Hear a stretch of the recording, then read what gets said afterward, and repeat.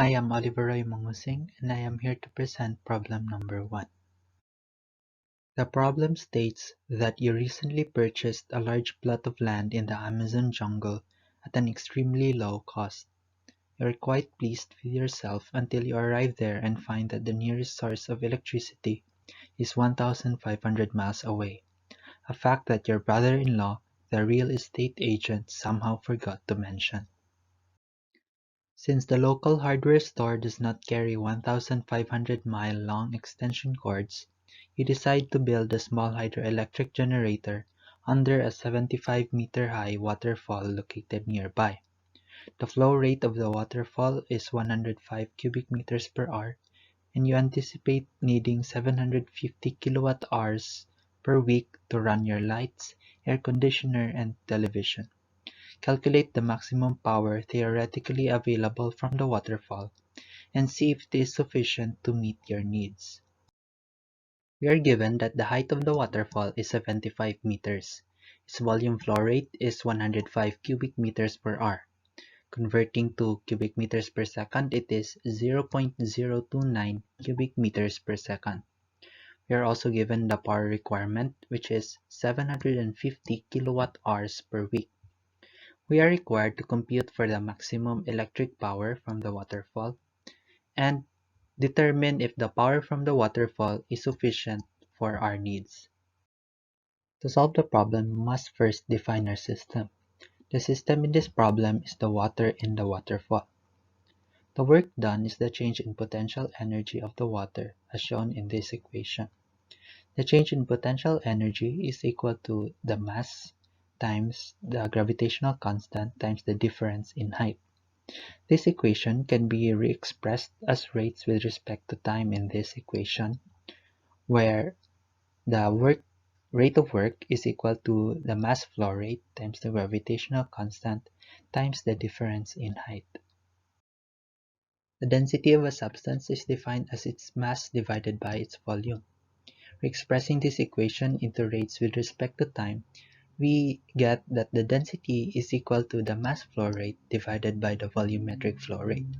Rearranging this equation, we get the mass flow rate is equal to the density times the volumetric flow rate.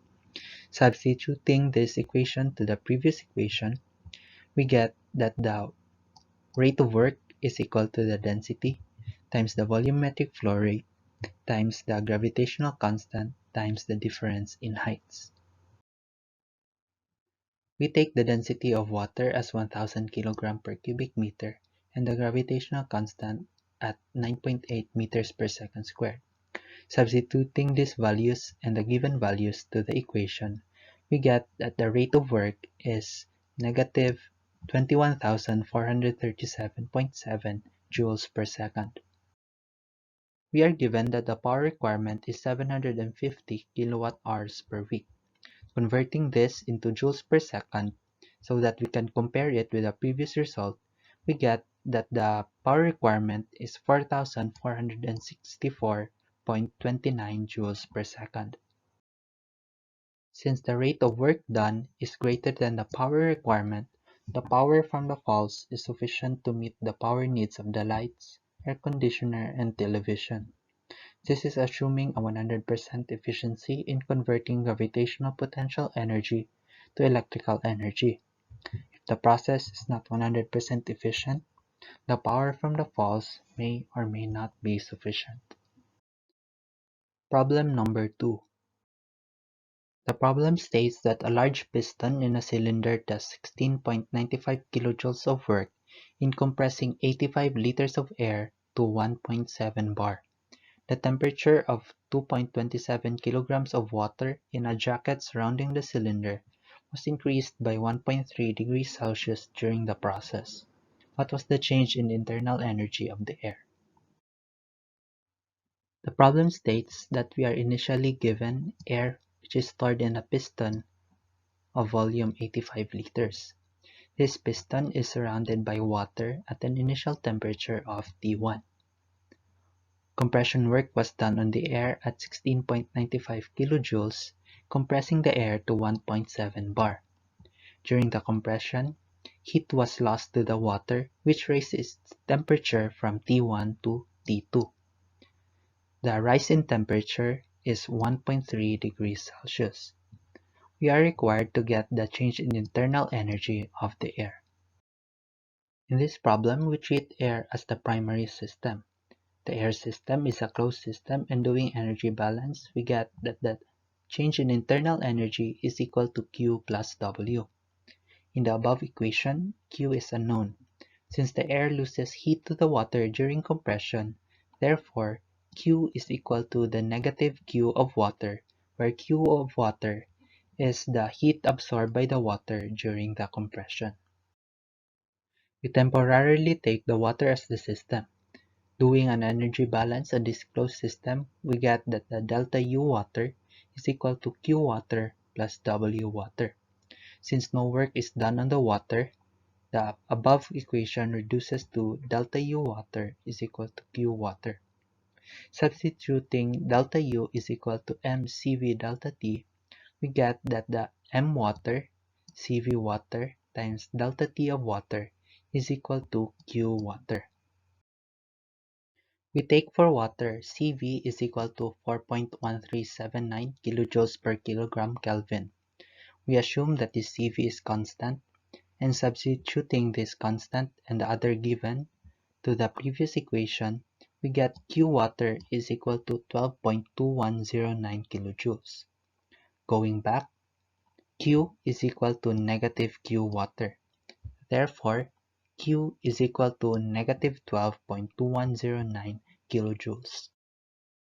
Substituting the values of Q and W on the air energy balance, we get that the change in internal energy of the air is 4.739 kilojoules. During compression of the air, the internal energy of the air increased by 4.739 kilojoules. This is brought about by 16.95 kilojoules of work done on the air and 12.2109 kilojoules of heat removed from the air. Question number 3. The conditions of a gas change in a steady flow process from 20 degrees C and 1000 kilopascal to 60 degrees C and 100 kilopascal. Devise a reversible non-flow process, any number of steps for accomplishing this change of state, and calculate the delta U and delta H for the process on the basis of 1 mole of gas. Assume for the gas that PV over T is constant. CV is equal to 5 halves times R and CP is equal to 7 halves times R. Problem number 3, we were asked to determine the change in internal energy and enthalpy of a system that changes from 20 degrees C and 1000 kilopascal to 60 degrees C and 100 kilopascal. I devised a two-step process for this to become possible.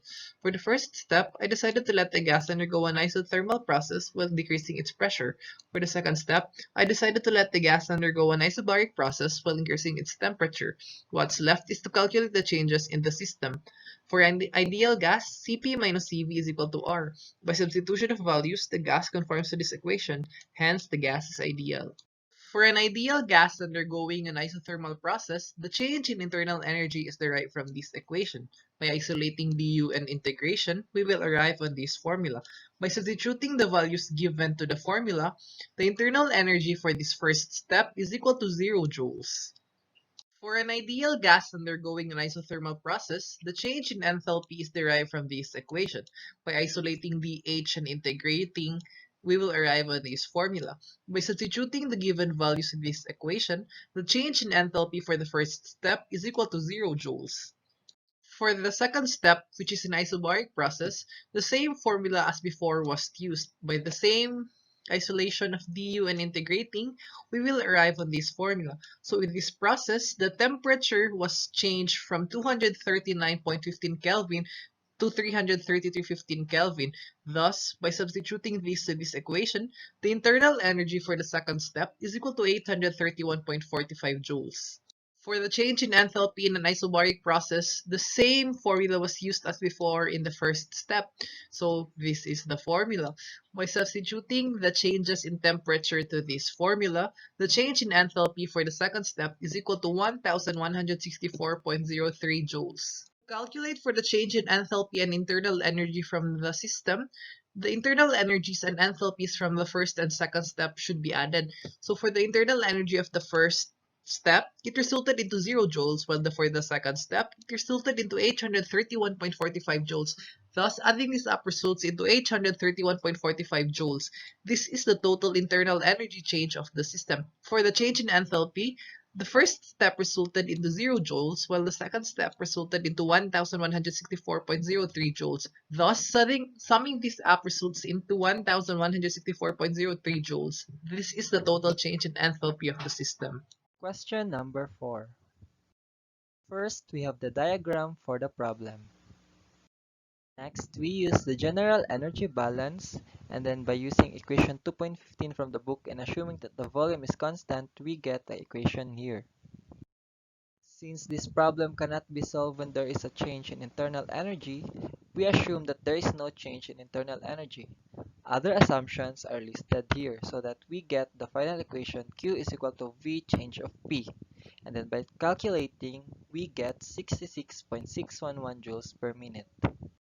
Solve for the heat input, we simply multiply the volumetric flow rate of oxygen per minute times the heat released per milliliters of oxygen, and Qin is equal to 101,000 joules per minute. Lastly, solving for the efficiency, we simply divide the heat converted to work by the Qin times 100%. Then, efficiency is equal to 0.066%.